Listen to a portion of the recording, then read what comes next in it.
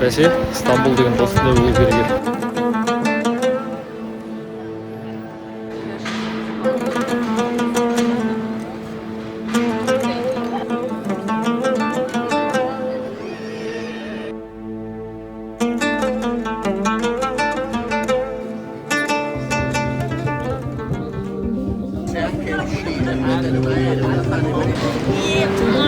Жұмбақ ақиқат.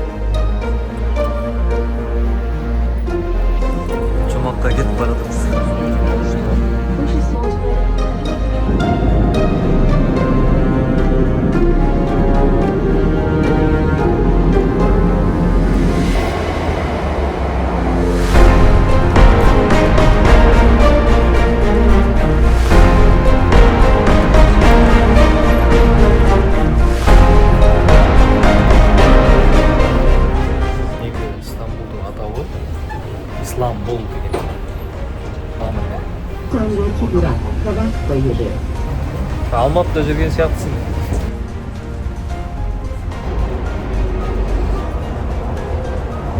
Таксим деген районы, осы жақтан бұйыртса қазіргі отельге барамыз.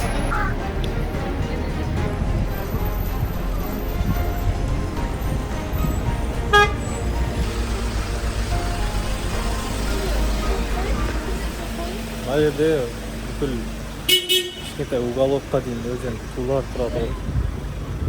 Сондықтан туларда деген құрметі түріктер.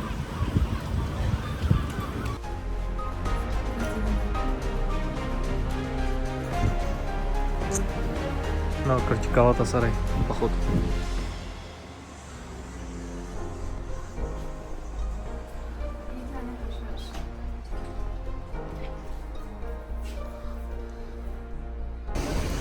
Макдональдс.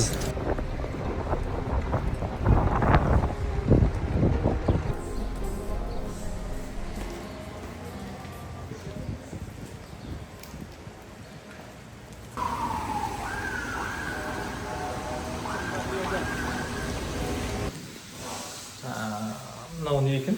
Мынау есік қой. Рум-тур, короче. Хорош. Ну, балкон. Жак спальный, короче.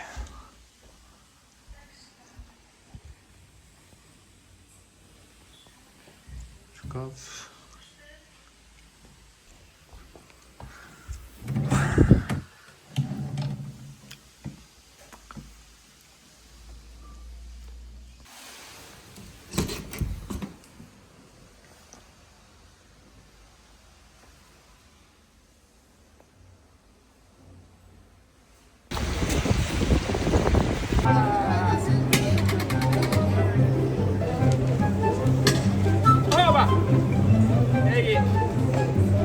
Thank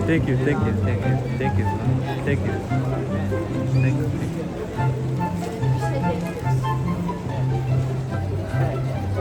Assalamualaikum. Gel abine gel, hoş geldin. Gel, take it. Hoppa, take it. Hoppa! Allah! Hoppa, take it. Yappa! Transfer. Sayın abi, yapma abi. Dur abi, ne? Tam yap abi. Abi. Hoppa. Tam yap abi, ayağım.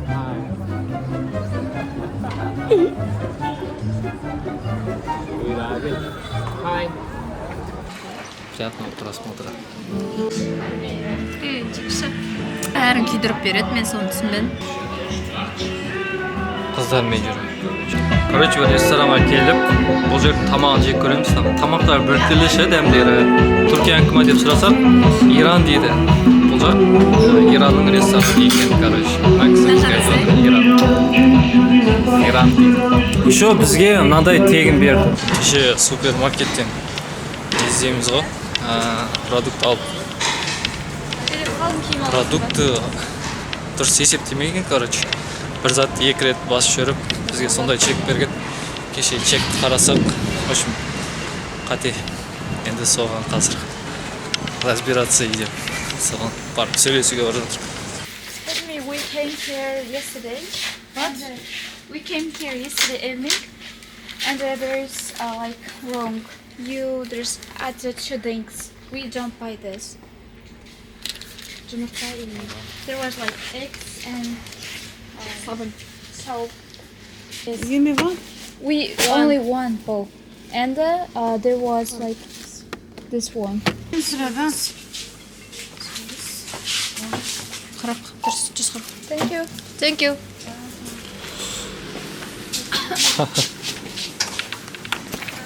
Мен конфликт. ұрыспаймыз ба неде? Біз қазір осы Аэровод деген приложениеден общий Wi-Fi бір eSIM сатып алдық та. И оны, короче, не қылып общий шетке шыққанда Wi-Fi тарата саламыз бір-бірімізге. А так, былай бүкіл нелерде, отельдерде, заведенияларда только Wi-Fi мен отырамыз. Солай үнемдеуге болады. Автобусға төлейтін Стамбул картты осындай бутик сияқты жерге келіп толтырады екен. Автобустары, таксилері сары түспен.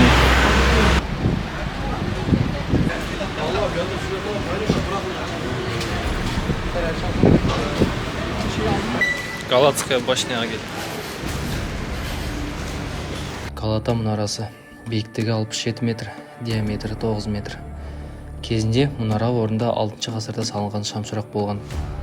Сұлтан Мұрат кезінде Галата мұнарасының жоғары жағында обсерватория орналастырылып, ал ғимараттың төменгі қабаттары түрме ретінде пайдаланылған болатын. Бір қызығы, Ахмет Челеби деген кісі 1632 жылы осы Галата мұнарасының жоғары жағынан секіріп, Босфордың қарсы бетіне дейін аман-есен ұшып өткен болатын.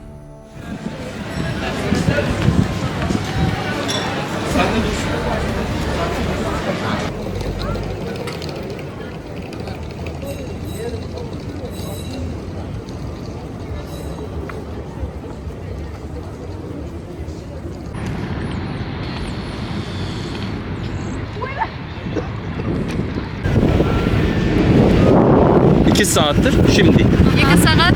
Evet. Kaç lira? Ben size indirim yaparım. Kazak değil misiniz? Yes. Kazan dibisiniz. Ben de kazanım. Üstü kazan, siz kazan dibisiniz. Size indirim yaparım. Elhamdülillah. Müslüman değil misiniz? Yes. Elhamdülillah. Kaç lira? Hepinize 1800. Şu adam var. Evet. Rusça rehber de var. Ücretsizdir. Rusça rehber de var. Siz burada içeride Haliç Gölü'nün Galatafır, Dolmabahçe'dir, Ortaköy'dür, Bosforus'tur. Nimi, Rumlistan, Avrupa yakası, burası Asya yakası. Anadolu, Küçüksu, Beylerpalas, Üsküdar, Kız Kulesi, sonra Sultanahmet'e iniyorsunuz. Fotoğraf filan çekiyor, tekrar aynı tek şekilde bu da indiriyor sizi. 8.000 tengeden alalım. 8 мың теңге адам. Ha, tekne 3 dakika sonra geliyor. Ойланайық деген не деп айтады? Bilmiyorum. Maşallah. Sıkıntı yok. Kardeşim. Hepimiz kardeşiz. Elhamdülillah. Allah'a şükürler olsun abim benim.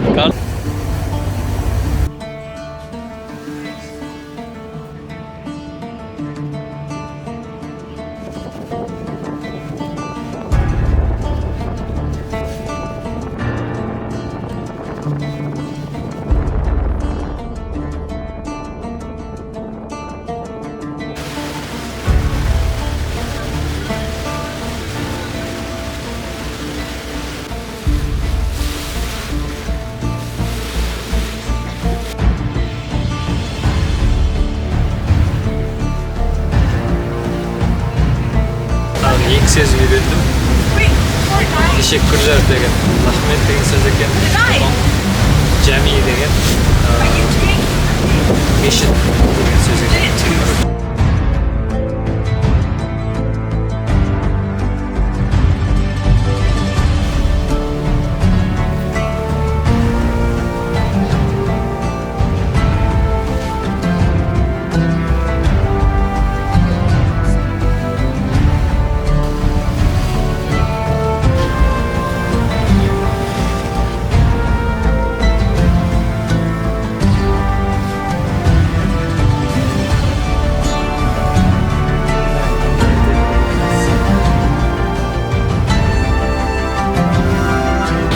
Медуза.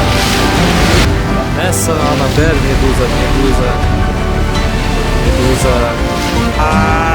Бәрі келді. Yok медуза көрмедім. Yukarı. Ölüm var, ölüm. Сібірге жер аудару. Cımbak. Жұмбақ, ақиқат.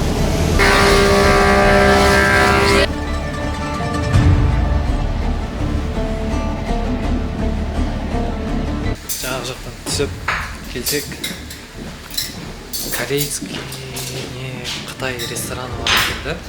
Мынаны қарасай, бәрі итке тойып кетіп бара жатыр мыналар. Маған уже қаншаншы адам? Төртінші адам ба, үшінші адам ба айтып жатыр. Россиядансың ба деп, орыссың ба деп маған сөйтіп айтып жатыр. И там сұрап, ол бала, короче, Өзбекстаннан екен. Нам реально қазақша қалай? А? Қазақша. Қазақша қалай айтады? Шанышқы. Өз тілін білмейсің ба? Байкот. Мына вайп сезім көріңіз.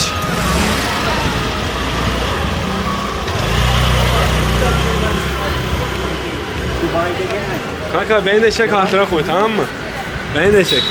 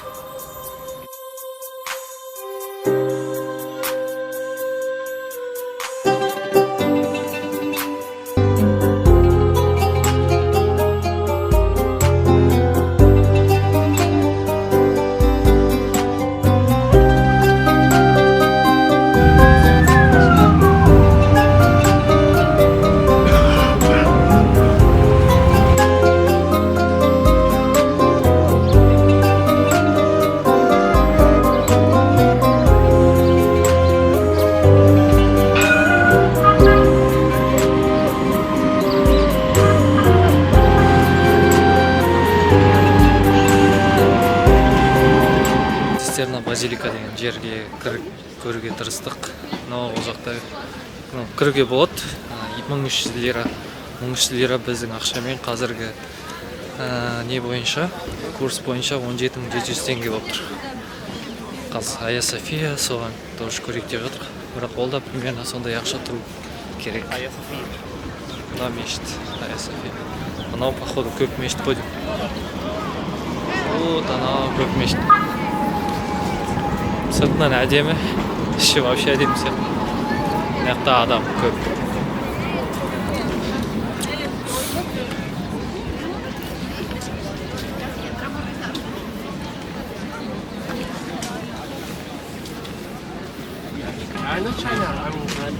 Jubian Zoga. I don't know, I speak English only. What's that? Where are you from? Kazakhstan. Қазақстан. білесің? Иә. Білем. Қазақша сөйлеп түсінеміз қазақша. Ал жақсы онда. Осылай кірсек, ол жақта кіруге бола ма? Мына жерде тек намаз оқу келеді. Видео болмай ма? Көру үшін, аралау үшін ал жақтан билет алу керек. Есіктермен қалсалар. Қанша теңге? 25 евро. 25 евро. 25 евро. А ол лирда неше болады?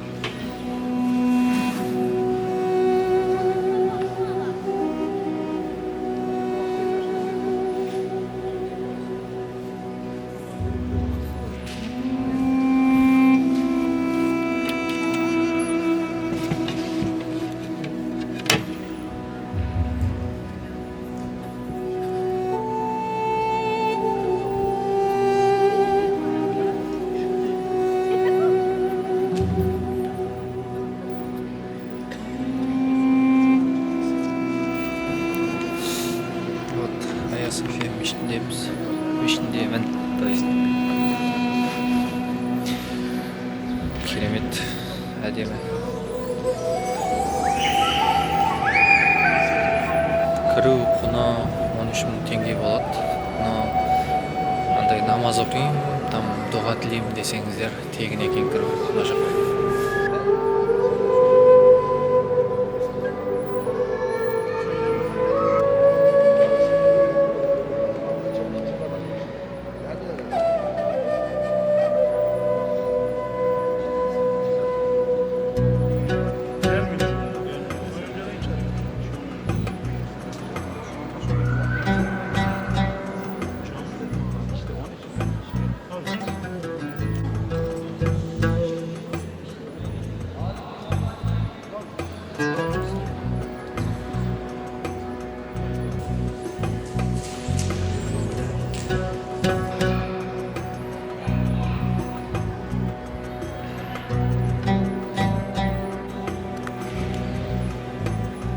Bir kızık ne var ekin?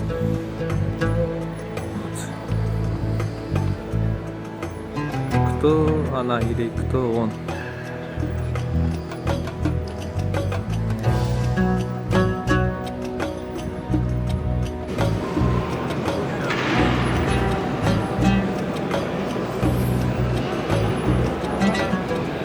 Мына жерде Иса пайғамбардың суреті бар екен. Камераның жеткен жері осы. Мына жақта тоже. Бұларға қалай екінші этажға шығуға болмай ма сонда бізге? Бізге шыға алмаймыз, қана туристерге ғой ол жер. Туристерге? Қалай сонда діндері басқаларға ма? Или Енді мына жерге тек қана намаз оқитындар ғана кіре алады ғой. Аха. Ақша төлеп кіреді да. Иә. Олар типа музей ретінде ғана кіреді.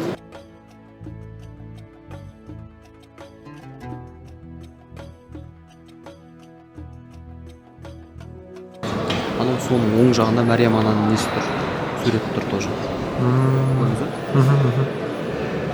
Рахмет. Мына жақ туралы көп біле бермейді екенбіз. Ана жерде тоже жауып тастаған иә, апақпен оның артында нелер тұр? Ананың артында ма? Аха. Суреттер бар ол жерде десе. Суреттердің беттерін жауып қойған несі бар, түрі бар. Сол көп жерлері бар. Орта жағында имам отыратын жер бар ғой. Сол жерде бір қызыл тас бар. Қызыл тастың ішінде саусақ сиятындай бір тесік бар. Кезінде пайғамбарымыздың кезінде салынған мешіттер ғой бойында. Біздің жаңағы қағбамыз басқа жерде ғой, басқа жерге қарап оқитын едік қой. Одан кейін қағбаға осы тұрған кезде бұның бетін, короче, бір үлкен кісі, әулие кісі саусағын тығып бүйтіп бұрған ғой. Бұрған кезде де мешіттің градусы өзгерген. Бұл жер негізі церковь болған, Жер церковь болған. Кезінде Жюстиниус деген патша болған, император. Сол кезде салынған бұл жерде.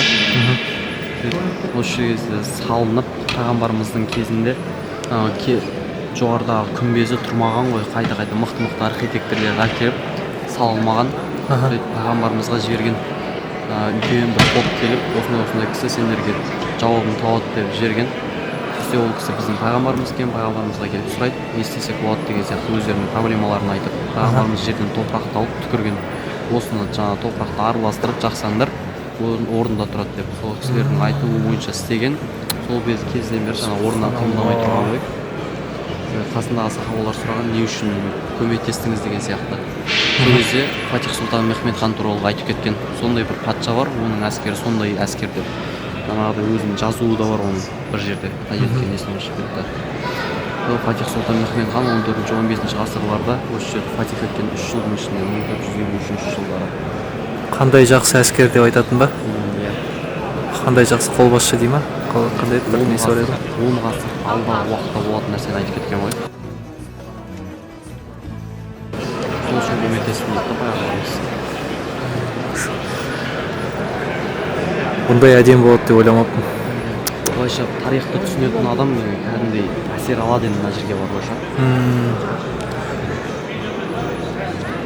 Туристер көбісі келеді да, жаңа ренжіп келеді.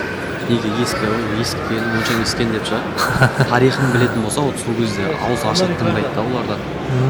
Қазақ хандығы 1453 жылы соғылмыз ба? Біздің қазақ тарихына 5 ғасырда, ал мына жердің тарихы 15 ғасыр. Біздің қазақ хандығынан жасы үлкен ғой. Мына жақта, реставрация болып отыр екен, кейбір жерлерде жасап жатыр.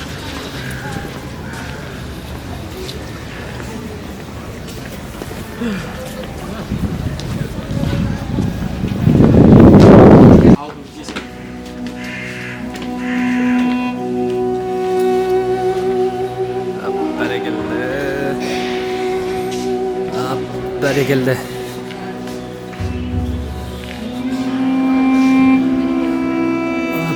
Бәрекелді.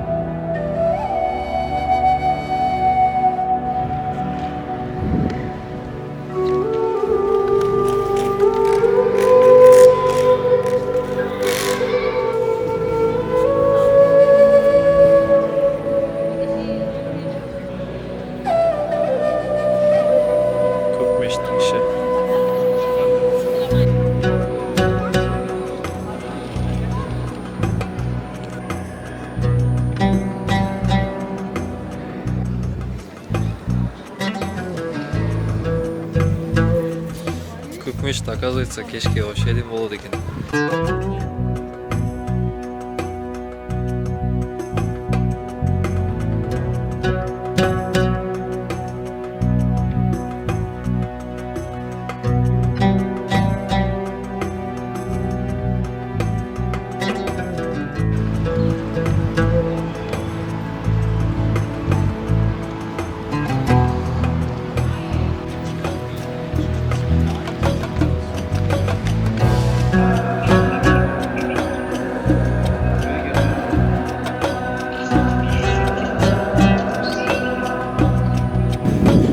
Күрем осы жерде тұрған жоқ, кім екеуі. Кім еді аның аты? Сүлейман Сұлтан.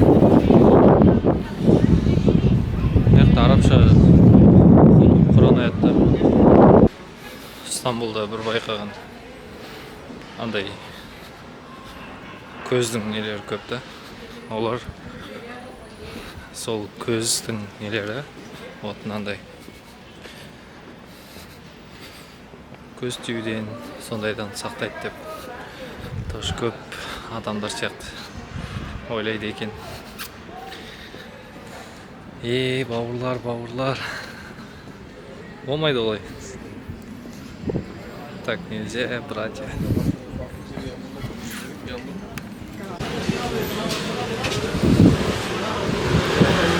Гранд базарға келдік.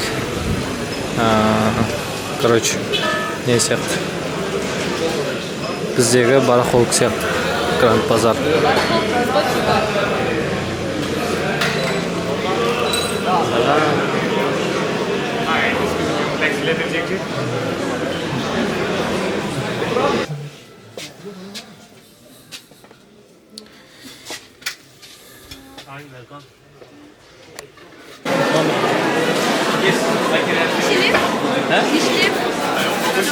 Kaç lira? 600 lira. This one.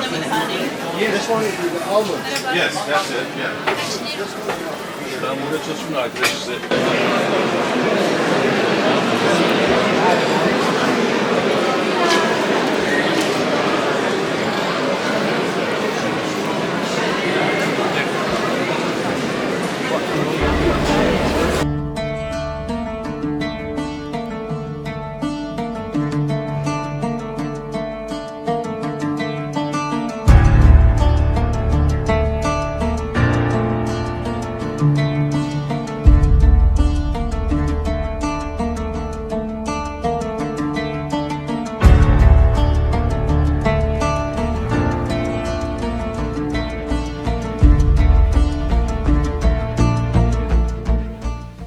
Мешітіндеміз.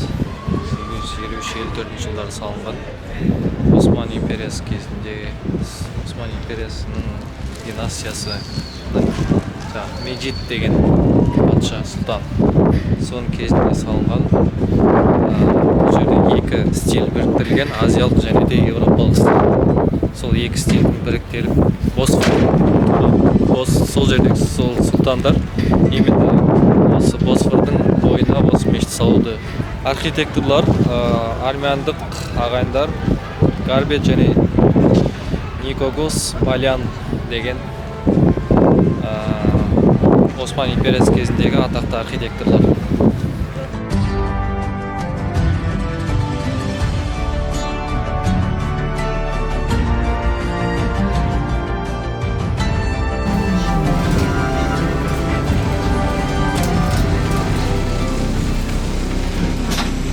Бүгін Стамбулдың Балат деген районына келдік.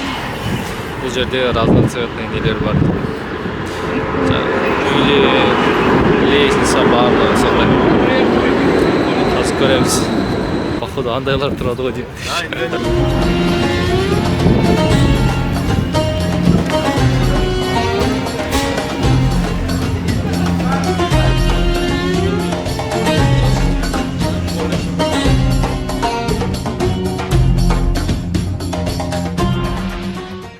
Стамбулдағы Балат деген район.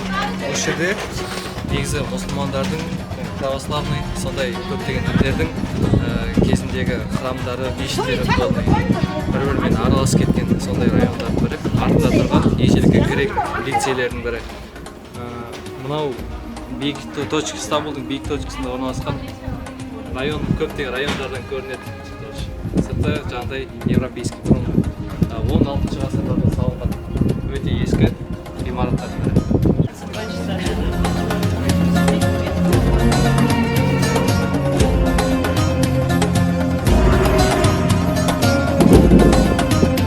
Мына осындай табличка бар екен. Местный хане деген. Хижрет бойынша 1260 1260-1844 білмеймін. Осындай жылдары салынған дейді. Мынау Шейх Хафиз Мехмет Мурат Эфенди деген кісі салған дейді. Мына жақта арабша жазу бар. И бір қызығы мына жерде еврейлердің знагы бар. Анау еще еврейлердің жазуы менің ойымша. Текбей кафир Жами деген жалпы мешіт деген түрікше. Мына не QR кодтан историясын біле аламыз походу. Бірақ сыртынан қарасам бір неге ұқсайды? Орыстардың бір церковьтарына ұқсайды. Мынандай мешіт бар. Мына жақта кішігірім ғана. Өте ескі.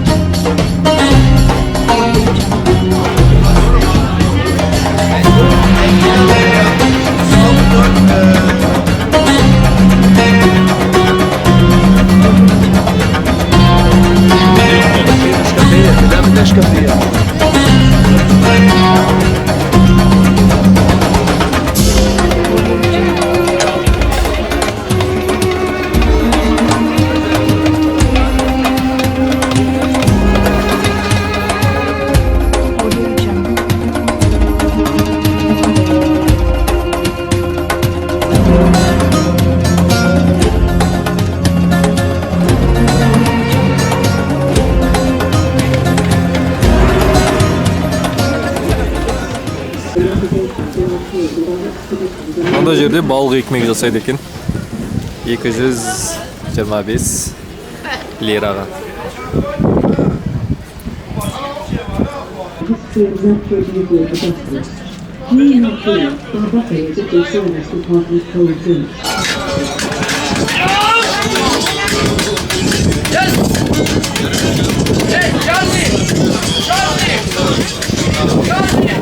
Türkiye деген осы Стамбул.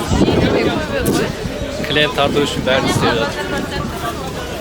сервис өте жоғары уровень, что халық тартса болды, олар дальше өздері баурап алып кетеді.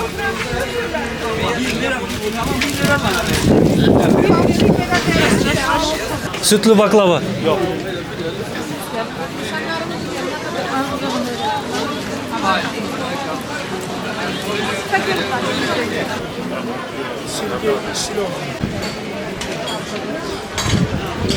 Ортасындағы тағы да керемет бір мешітте тұрмын. Бұл мешіт Ени Жами деп аталады, яғни жаңа мешіт, бірақ 1597 жылы салынып, сол жыл бастап 1665 жылы бірақ біткен салыну. Архитектурасы керемет, мынаяқта көк, сары, қызыл түстермен бір-бірін үйлестіріп жасалынған. И мынаяқта мраморлар тоже барлық мешіттер сияқты мраморлардан кесіліп салынған. Осман барокко деген стильде салынған 66 купол бар, ойлаңызшы. Өте көп куполдар. И қасында египетский базар бар. Осындай районда орналасқан. Бұл жаңағы неден Босфордан өте керемет болып көрінеді түнде.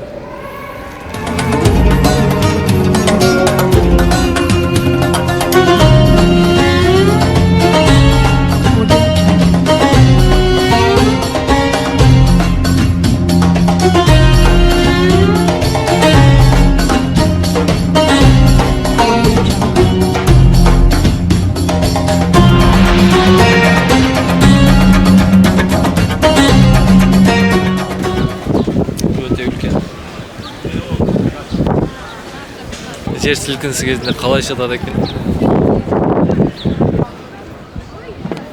Маяқта тағы бірдеңе бар екен. Хадис Турхан Валид Султан тәрбиесі дейді.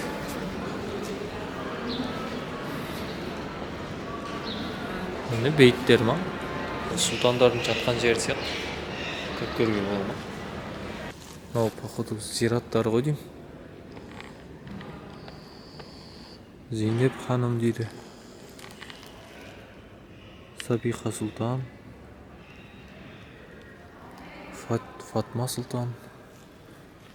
Айша Султан. Мынақа кіруге болмайды ғой деймін, походу.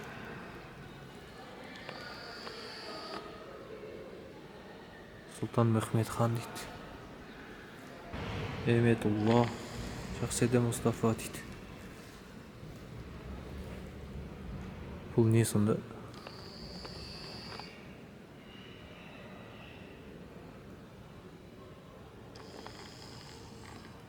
Мынақа жазып қойыпты. Тамақ ішуге, мына жақтан өтуге және де намаз оқуға болмайды деп. Негізі Стамбулдың тарихын, баратын жерлер тарихын біліп бару керек екен. Түсінген бойынша. Сол кезде чувство ерекше болады деп ойлаймын. Болдық Стамбулды почти аралап. Бұйырса Каппадокия. Каппадокияға кетіп бара жатырмыз. Мынандай автобуспен. Бұйырса Каппадокияда жолдамыз.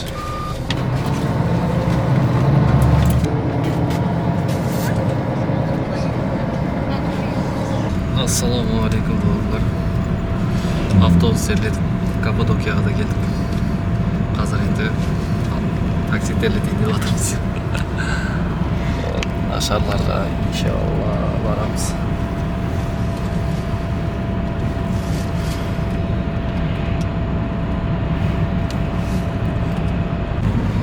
Стамбулдан автобусға сағат 9-зарда отырдық. И мына жақта сағат 7-лерге таман түстік бұйырса. 7-лерге таман түстік. Жолға примерно 10-12 сағаттай кетті автобуспен.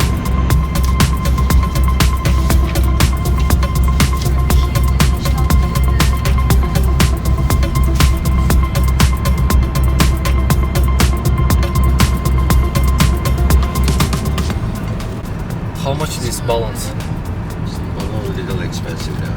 Expensive? Yeah. For today, for example, €200 per person. $200. $200? Yes, per person. Vay be.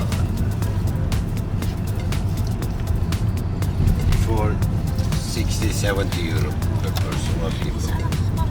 $80. Прям түбіне апарып тастайды ғой бізді да, получается.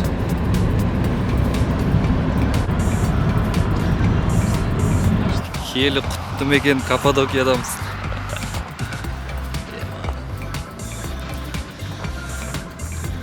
Каппадокия тоже жер асты қалашығы деп аталады. Бұл жақта көптеген жаңағыдай жердің астына салынған туннельдер сондайлар табылған. Қазір ол жерде көбінесе жаңағы туристік орындар, шіркеулер де бар. 200-ден астам жаңағыдай сондай орындар табылған, жер асты қалалар. Қазір мынау шар ұшыру алаңы, тастардың өзі ерекше, үшкір болып, сондай ерекше түрде екен. Басыма қонып көреді. Мәссаған күнді жауып отыр.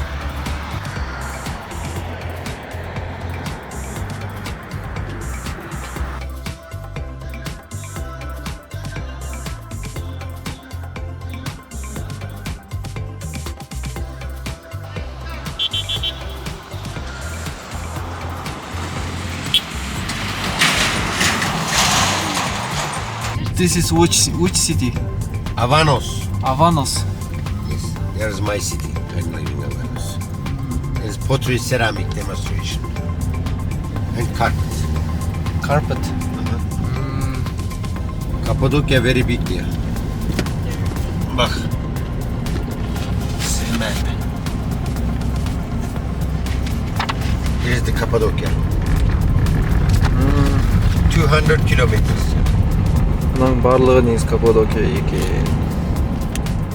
kilometer. 200 километр. Cappadocia 3-4 days. Enough. For visit.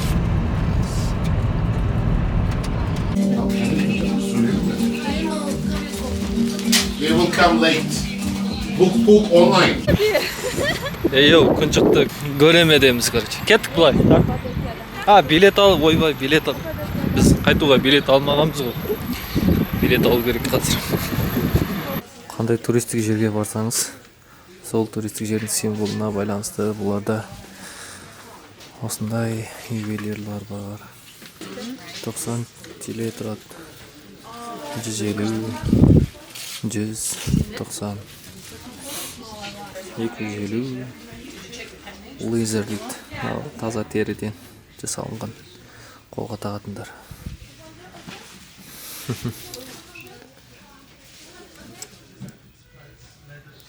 Шахмат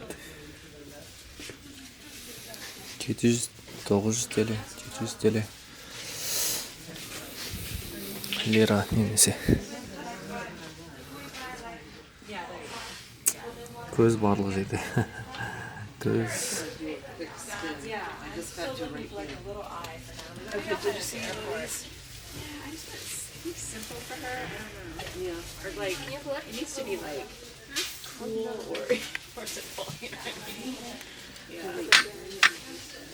Екі 25 теле тұрады. Мыналар ең арзандар екен. 20-10 теле. Алам мен нан. Амасандар амаңдар десек, маған да таңдап. Мынау осындай құлпымен бекітіліп тасталыпты. Бір тас емес, бір құмға ұқсайды. Или тас па? Құлайды мынау? Құлайды болды мына, не қыландар?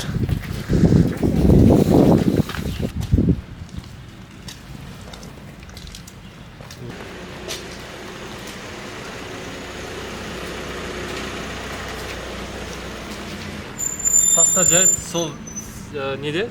Үстері сондай. Бірақ мынау өзі салған отельдер тоже сол цветте. Бұлай бір-бірімен үйлесіп тұрды. Тоже ощущение, что мына жаңа ресторандарда сол кезіндегі тастармен бірге неғылған сияқты ощущение береді. Қазір жоғары шығып бара жатырмыз. Төбесінде не бар екен, соны көруге. Что сенде ча дейсің бе не? Ауди, Түркияда да Ауди, Одиге.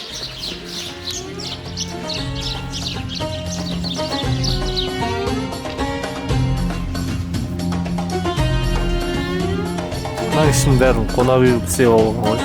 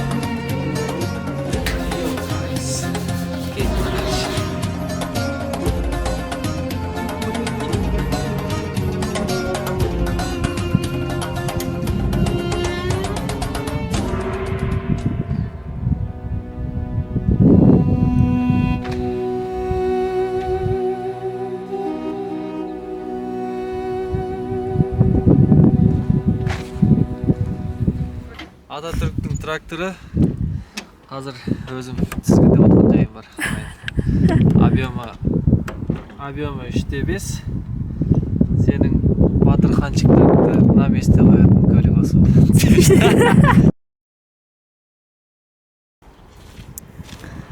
Мұрныңа ешқандай иіс келмеді ме?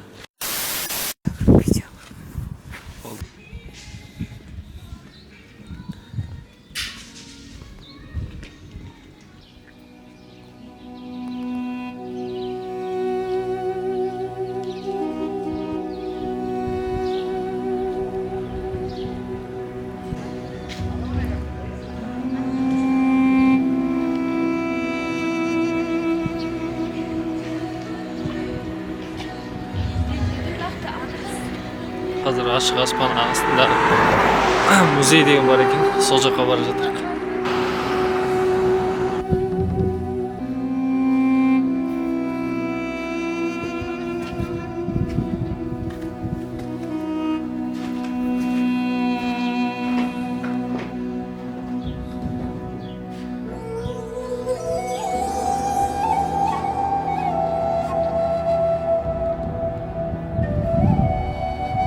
Рыгының өзі 3600 лира, 3 адамға 35 мыңға шықты. Ішінде бірақ керемет суреттер бар екен. Тамшы шығара салам.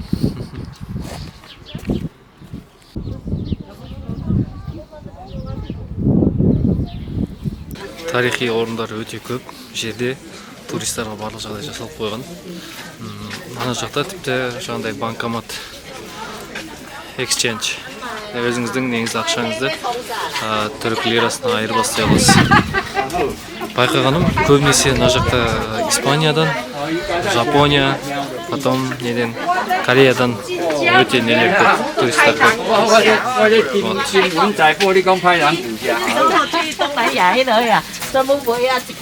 Тіпті мына жақта мешітте салып қойып, мешіт болғанда намаз оқитын жер. Ал мына жер кішігірім базар. 6 euro, total 10 euro.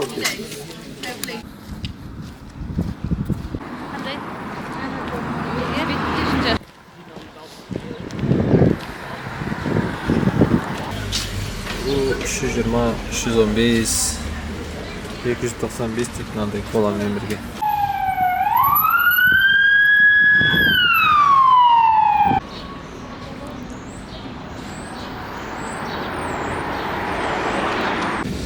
Ал бисмилля деп Стамбулға қарай отырдық автобусқа.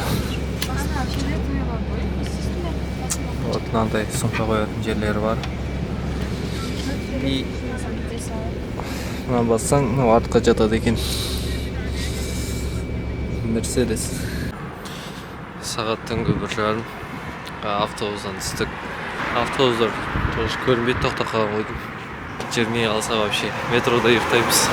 Жеттік.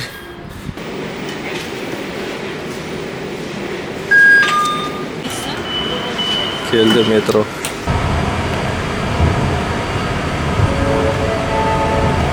Gelecek istasyon Mecidiyeköy. Metrobüs ve M2 Yeni Kapıcı Osman metro hatlarına geçmek için Mecidiyeköy istasyonuna aktarma yapabilirsiniz. Merhaba abi. Türkiye'nin Arbat'ında bir baklava jemesek bolmaytын шығар деп шыққан çayımız var ağayın.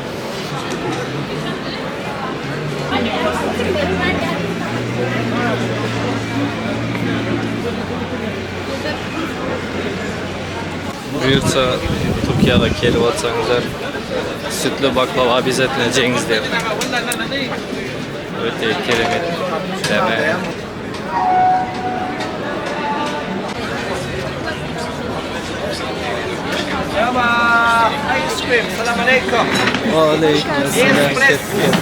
Бүгін 13-і бір арзан донер сататын жер тауып алғам. Арзан неге? Прям арзан емес. Прям арзан емес енді, нормально. Дәмі де нормально. Кетті соядан. Негізі, Таксимға келсеңіздер, главный истеклер деген, истеклер ма?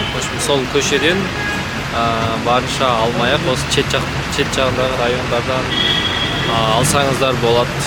Сәл арзанырақ шығады, не жесеңіздер де. Дәмі сол. Просто туристер көп жүретін жерде тоже бағада қымбат болады. تفضلوا حتى يكون أغنية موروكو قديمة شوي تعرفوها؟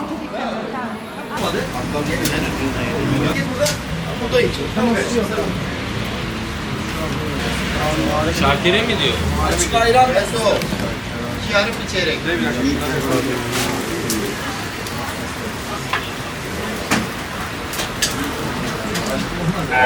Donerleri öte tez dayındalıp ayakta. Maşallah.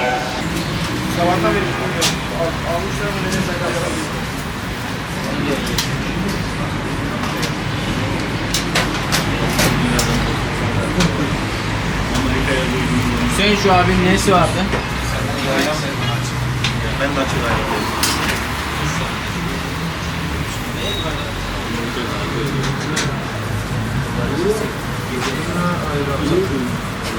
Abi buraya yarımı vardı. Keşke Taksim haram davuma. Екі аттаса клуб дейді. Шынымен сондай екен. Бай-бай. Күндіз азанның, кешке музыканың дауысы қатты шығады екен.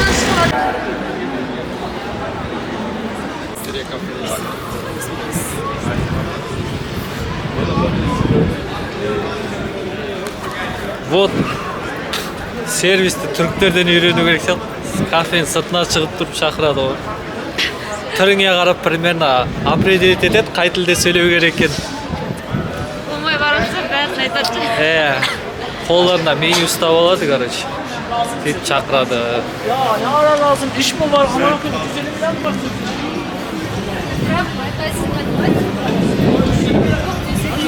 Боқтап кетеді ғой. Мысалы, базардан келген кезде де бірдеңе киіп көріп, нетіп алмай кетіп қалсаң, боқтап кетеді ғой. Бұлар үндемейді. Дұрыс бауырлар, берекет донерден, берекетті жерден бұрыламыз.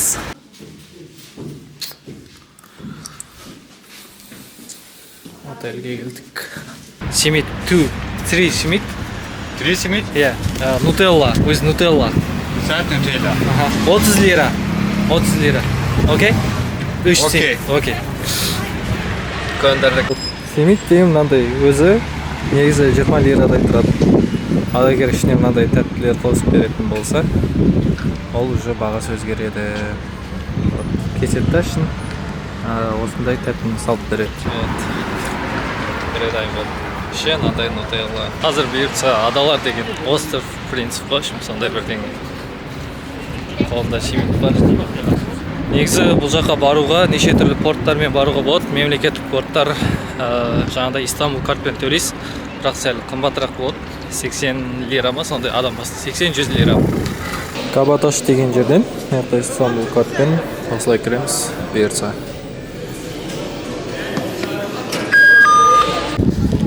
Вот біздің кеме келді. Кеме ма, паром ба? Екеуі бірдей емес па?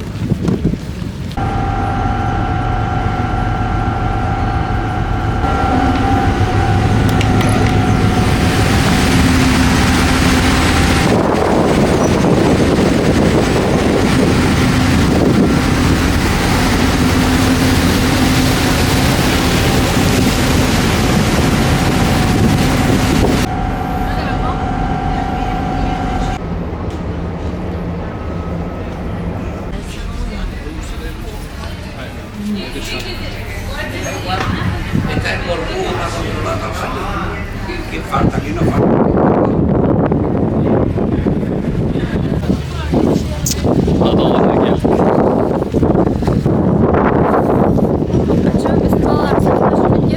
Bizdekiler Taksim'de жүргөн.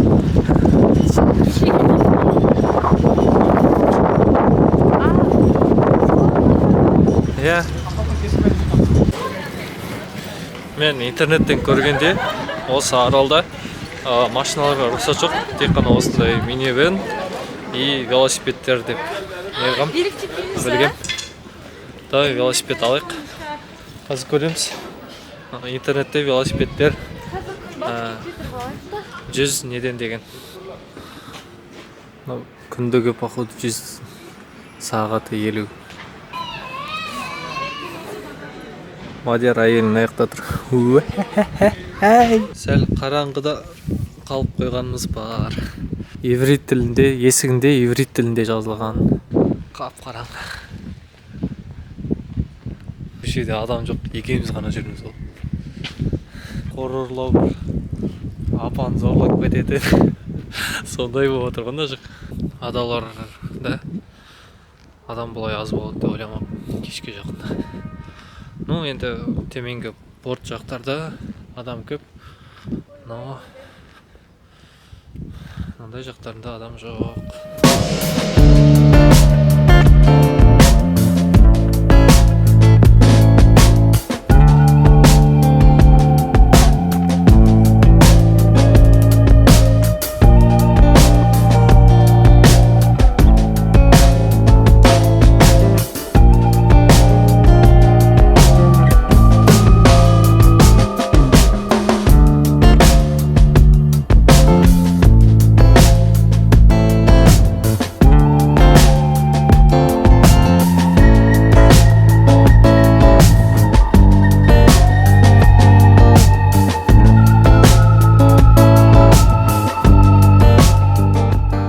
Ассалаумағалейкум, бауырлар.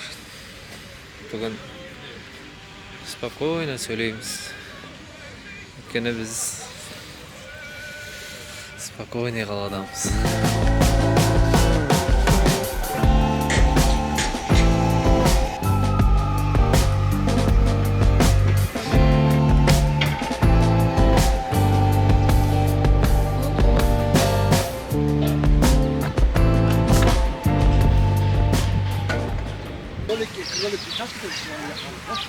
Роналдоның үстін аяққа әкеп қойыпты да. Это тоже собрание болады. Yükünü buraya koysunlar, dinlensin diye böyle taşlar koyulmuş. Veyahut şöyle şeyler görürsünüz. Adam evini yaptırır, şurada küçük taş. Ахи Юсуф Кулли Весиди. В общем, любое здание музей болады залама. Жаңағы мынау мешіт екен. 1249 жыл дейді. Бәрі ескі мешіттер. Вот мынау музей.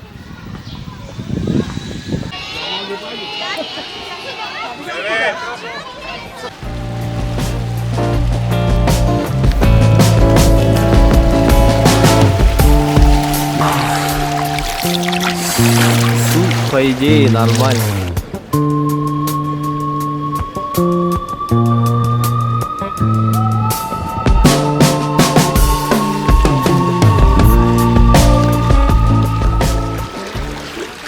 Кішігірім ұрым тұр.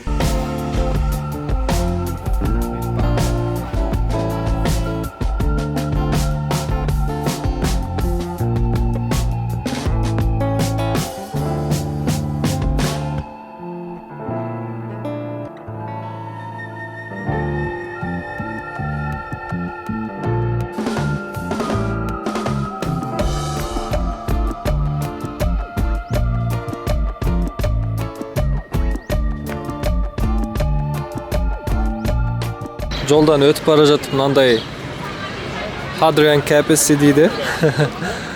Римдіктердің қақпасы. Осындай қақпалар көп екен негізі бұл жақта.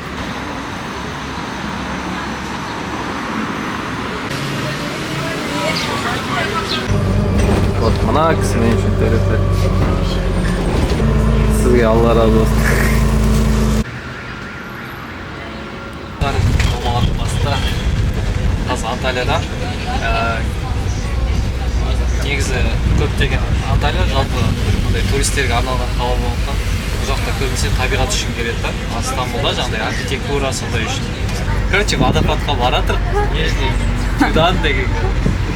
Қазақша айтайын. Көрсетемін иншалла. Анталия сол табиғат үшін ғана бұл жерде көптеген халық келеді. Стамбулдан әлде қайда тұрмыш. Жалпы Анталияда үйлерінің өздері бұл жақ ыстықшы, қазірдің өзінде, сәуір айы, соның өзінде де ыстық. Үйлердің стеналары өте жұқа. И бұл жақта жаңағыдай центральный отопление жоқ. Бұлар ермайды вообще. Бұл жақта қар жауады қыстың өзінде, бірақ сразу еріп кетеді деген сияқты.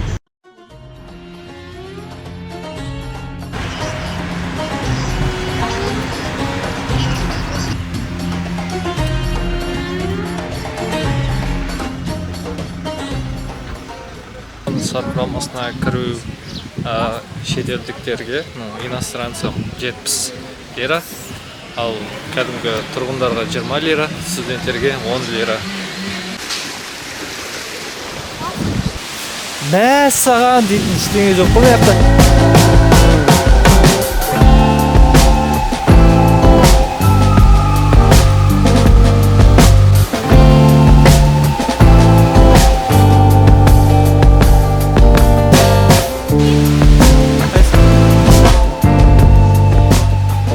Жарғанаттар бар. Не, дауыстар шығып жатыр. Бірақ иісі жаман. Коронавирус басталып кетіп жүрмесін.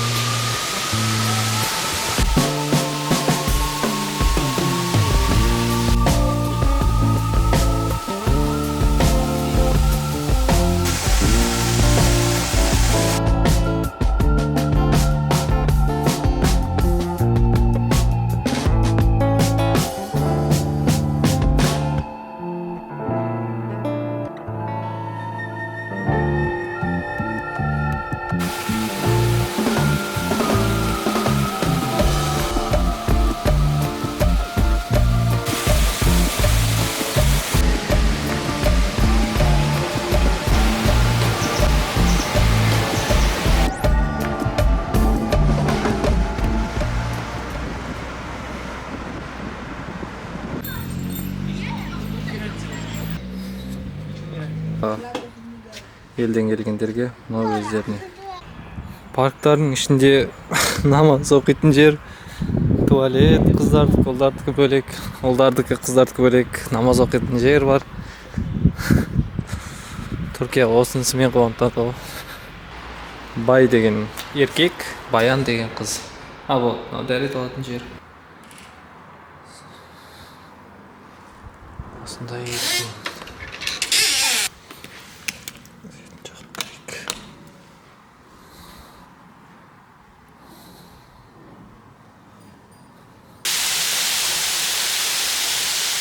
Бәрекелді. Осындай бірдеңен бар өткен өзі.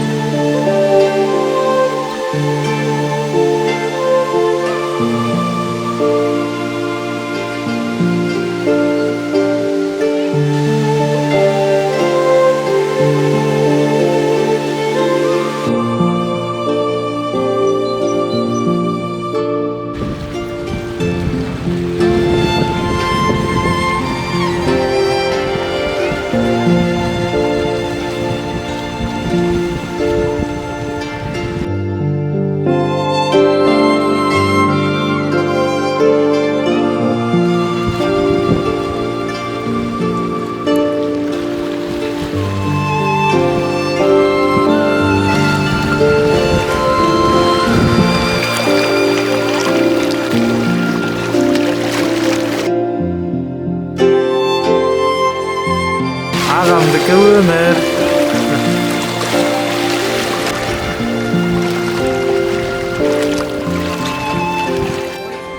Шаманский ювелир. Шаманство дымны шоқы. Вот Анталиян көшелер.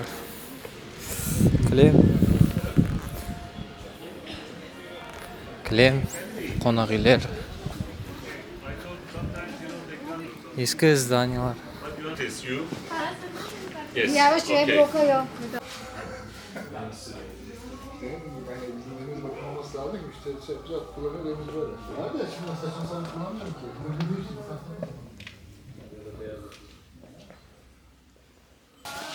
Анталиядағы кішігірім базарлардың бірі іші осындай.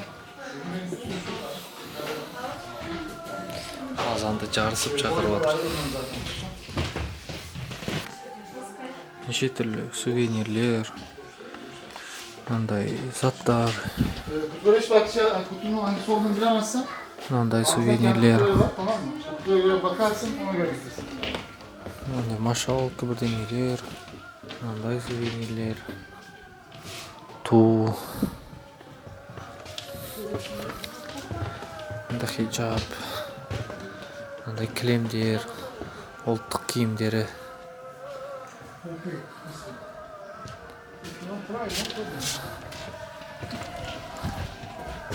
Maviden mi olacak?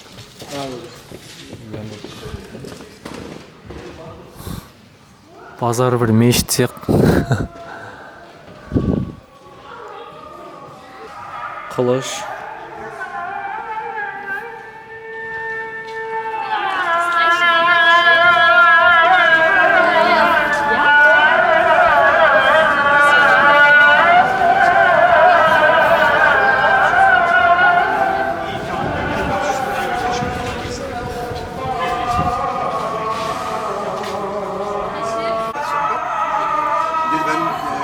Namaza gidiyorum. Dedim ben de inşallah gideyim. Hatta almıştım.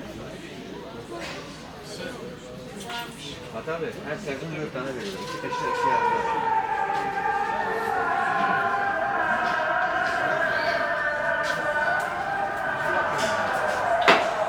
Sen de ben geleceğim. Bakarsın sen de çıkar. 200.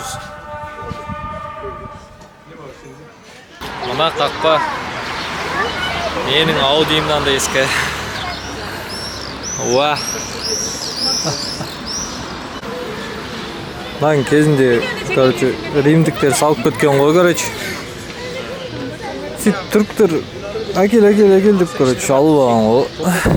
Сондай бірдеңе, короче. Мына жердегі тастар енді ойбай. Ескі.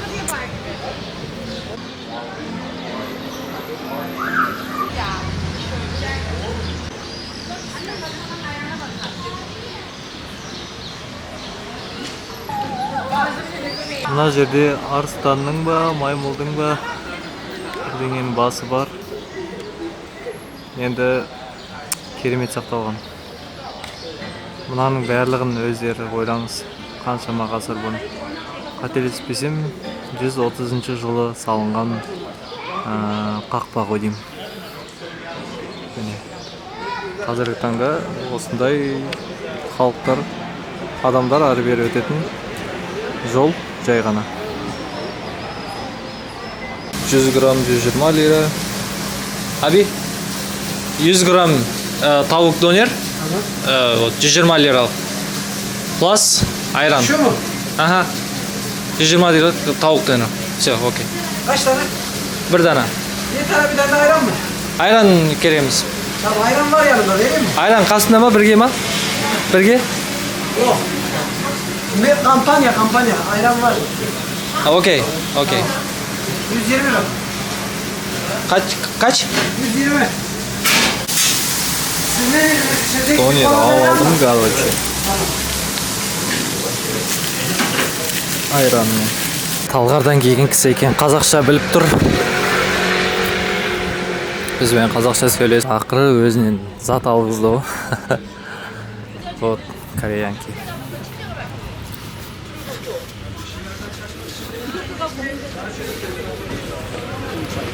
Бұл кісілер тұрмен жүргендер.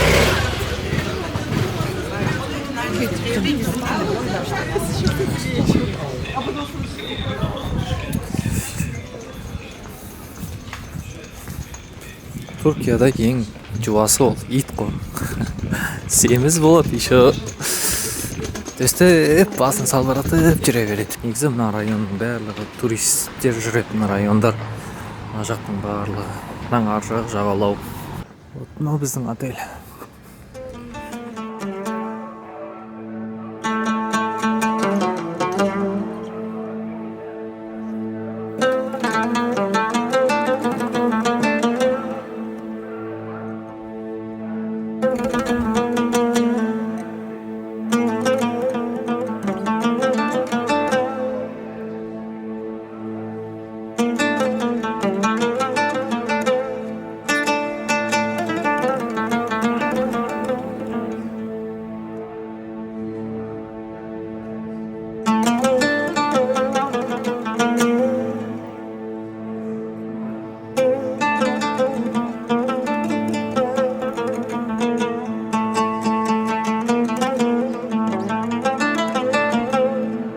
İstanbul'a қайтып келдік.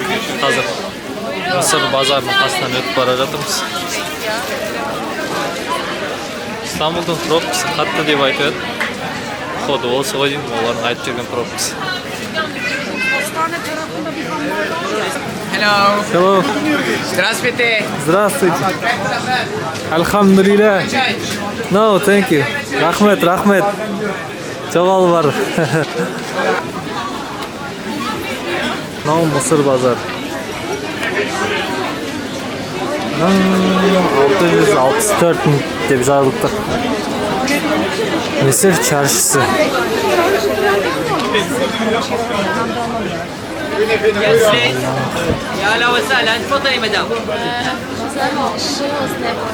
Yasin nerede? Yasin.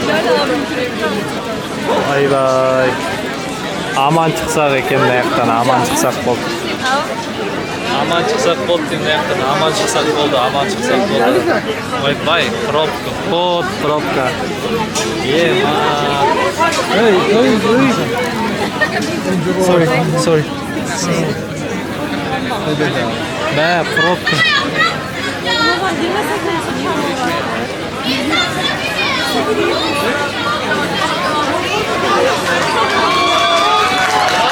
Bravo.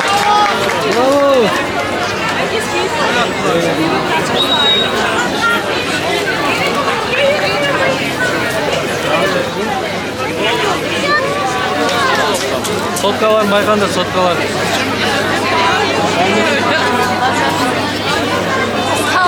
Zonga getir. Zonga getir. Get, ya.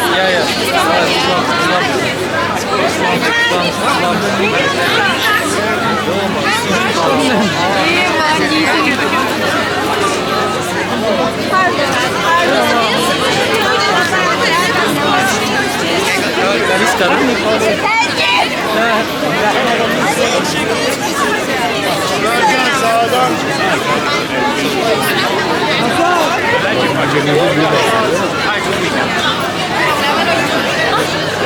Çıkmayacağım artık ben de. Buraya gel. He, Mert'ten bağlamayınca. Vay bay Sultanım.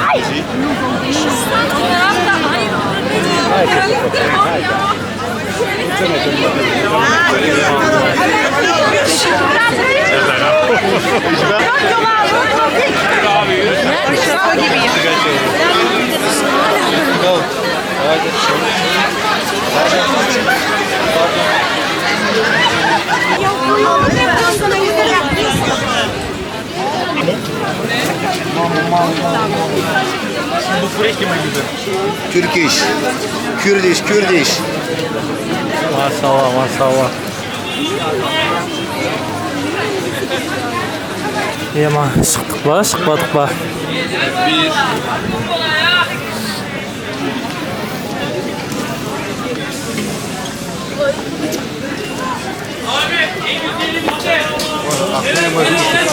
Ne yürüme acaba? Çıktı şükür Allah'a. Çıktı.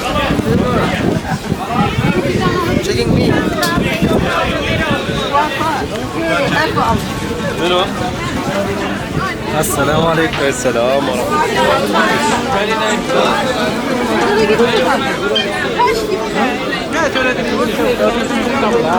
Ne degen kojunlagan adam. Oy bay. Evlerinde birey kaldım ha.